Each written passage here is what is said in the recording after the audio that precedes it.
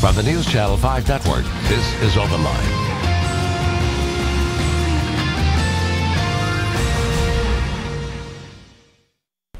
Hello everyone, welcome to OpenLine. We have a full house tonight. Happy to be here talking about boating safety, hunting issues. There's a lot to talk about when it comes to TWRA. Happy to have with us people who can answer all these questions. Dale Grandstaff, who's District 21 Captain, 12 County, Middle Tennessee area. Thank you for being here. And Scott Bauer, Wildlife Officer from Davidson County, works mostly Pursley Priest Lake during the boating season, which we want to talk a great deal about boating season. Thank you also for being here. So, give us TWRA 101. I guess people, when they see you, they say, hi, park ranger, whatever. A lot of people don't understand what TWRA, what it is, what it does. You're correct. Yes, we get anywhere from wildlife rescue to park ranger to forest ranger, but we are wildlife officers. That's our official title. We enforce hunting, fishing, and boating issues in the state. That's what we're tasked to do. And so primarily our job throughout the years, right now we're right in the middle of boating season, summertime, and then we'll go into hunting seasons, usually start around mid-August, and we run those all the way into February, and then again turkey season in April. And how many officers are there across the state? Do you have any idea? Typically 1 or 2 per county. So we have 95 counties. Most of them have 1 officer. Davidson County has really 4 full-time officers here, but so does Shelby County, and it goes by population. But most of the counties have 1. You carry a gun. Yes. And you have arrest powers. Yes. In fact, we have another person is coming. We have another officer on his way. He's late for a reason. He's arresting someone. He's at Metro booking right now, putting someone in jail, yes. And we'll talk more about that, but I believe it's a DUI, so we can talk more about that. And we're spread so thin. I was going to say, we're spread so thin, so typically if we've got something like this scheduled, we would tell him, come on, let somebody else handle it. But we don't have enough people to let somebody else handle it. He has to handle it, then he'll come over here and join us. So big issues, what you're seeing right now, boating, right? I mean, so what are some of the big things that you're seeing out there? You know, there's a lot of incidents that are occurring lately, but mostly what we see is, you know, drownings, boats actually hitting each other, and it all comes down to experience and knowledge of the boaters, as well as, you know, do you have the right equipment on your vessel? The main thing when we come up to a boat and check them, we're looking for PFDs, personal flotation devices, for each individual on the boat that fit them correctly and they're reasonably accessible on the boat. A lot of times we'll check boaters and they'll be looking for the life jackets, and they're under the seats, which is fine, but a lot of times they're in bags and whatnot. We want them to be accessible. That way if something does happen, you can get to them quickly. Also, any vessel over the 16-foot limit, we look for fire extinguishers that are actually in working order and not expired. We look for the registration card for the vessel, and also, of course, the registration sticker on the side of the boat and whatnot. Also, a Type 4 throwable device is something we always look for, and sometimes the boaters have the lack of that. It's a flotation device that if someone were to fall in the water, they can throw it to them, and they can, you know, get something to float on. And then finally, you know, for children 12 and under, this is a big thing in my opinion. Children 12 and under have to have a life jacket on at all times when they are underway. So we get this question often that, you know, when can my child have that life jacket off? And the only time is, you know, when they're aground, when they're anchored, or they're moored. And a lot of times people will have their child without a life jacket, and personally, I don't think there's a reason for it. You know, anytime they're near water, they should have that life jacket on. So if they're anchored out in the middle, they could take it off, is that what you're saying, or no? They can. They could at that point? Yes. But if they're moving, it needs to be on. If they're underway, they need to have that life jacket on. And underway means if the motor's off but they're drifting, they're underway, they're moving. Okay. Yeah.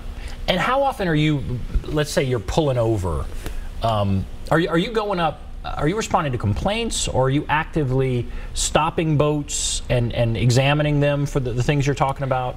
Yes, we look for boats that have, I guess you could say, issues, or if a registration sticker is expired, or a reckless operation. And that is something that we have seen very often lately. Most boats that we stop are inexperienced operators. A lot of times you're hearing people that say this is their first time out. They bought this boat last week and they're just trying it out. And usually that's the issue, is that they don't know the rules and the laws and whatnot. And you'll find someone on a pontoon boat, for example, that has a passenger on the front of the bow and their feet are dangling over, and they don't realize how dangerous that is. Yeah. And that's usually why we stop people. Mm-hmm. And if we do stop them, a lot of times a citation may go with that, but it's more or less an educational reason for why we're stopping them. And a lot of times what we do in Davidson County is we want to educate, so we kind of turn, if there's a citation involved or a violation, we will help them and try to tell them you need to take boater's education if they don't have it, and then they can learn, and that way we're all safe out in the water, because there's a lot of people out there that are just inexperienced, and that makes it dangerous for everybody else. Is there any sort of requirement of someone who buys a boat? Like, if I buy a boat, can I just take it out the next day? If you were born January 1st, 1989 or later, you would have to have boater education course. Otherwise, you can go buy it, register it, and get on the water with it. Yes. And what do you think about that? I mean, it's kind of one of those things where you've got to have a starting point somewhere. You've got to start somewhere. So our agency, our state has started, and the starting point is January 1st, 1989, much like the hunter safety exam, January 1st, 1969. So we're getting all those people eventually safety certified. So eventually people will get, as the years go by, everybody will have to have it. Okay, so it's not like a certain age. It's going to be 89 onward. At some point, at some point, everybody's going to have it eventually. Yeah, as we go down the line. Yeah. And what about drinking? What are you seeing out there as far as drinking? It's we just came off of a holiday weekend last few days of May, and so everybody wanted to get out, first time on the water. Really, that's our big busy start of the season, and everybody, for the most part, is pretty good. But we do see a lot of alcohol in the water, and it's not, if we pull up on a boat, as long as the operator is not impaired, if we see drinking going on the boat, we may check the operator to make sure that they're not impaired. But the main thing is, if you're out there with a group, have someone as a designated driver. Have one person that's just going to hang out and just have fun and drink water or sodas and not drink alcohol. And do people understand the penalties associated with boating and drinking, do you think? I would say for the most part. For the most part, they do understand that there probably is something that goes along with it, but most of the time when you do encounter someone that is impaired, they don't realize that we are the police in a form, and that we can arrest them.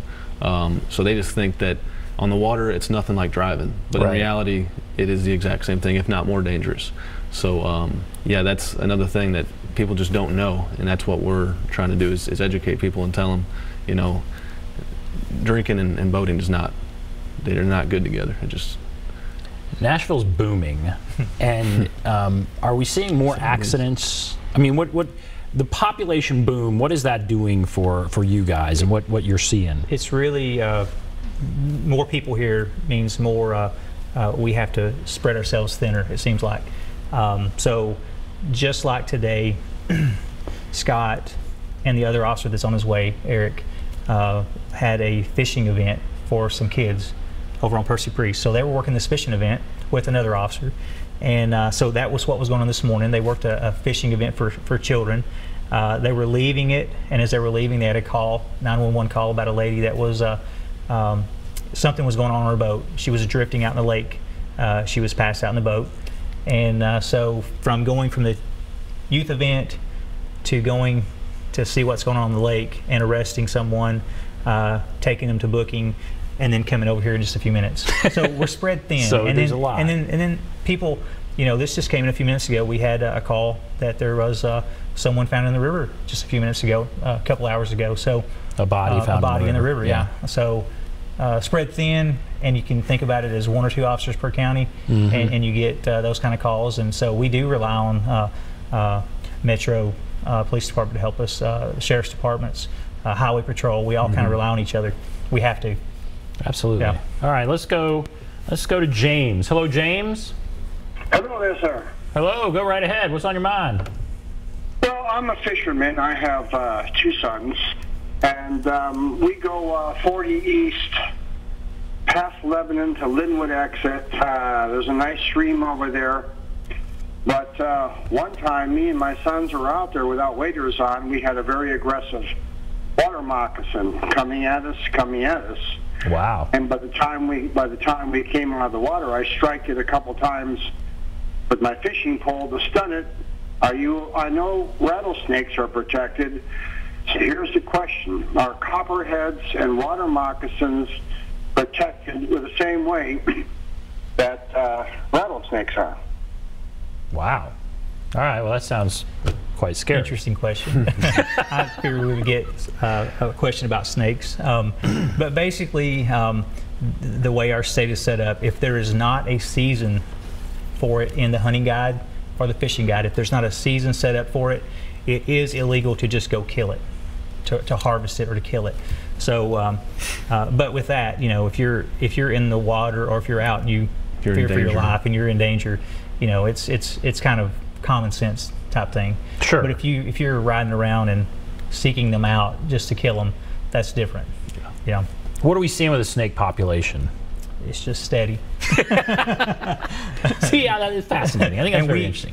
We get all the time. I've heard that you guys dropped them off out of helicopters, and it's just you hear all kinds of things, and we don't. You don't drop snakes out of helicopters. No, we don't repopulate areas with snakes. It's just populations going up and down. That's all it is. Right. Yeah. Now you do stock fish, right? Yes, we do. You do help stock fish. We can talk more about that. But snakes, no way. No, you're not doing that. All right, we'll take a break. If you want to call in, there is the number. There it is, 615-737-PLUS, 615-737-7587. We'll take a break. Be back right after this.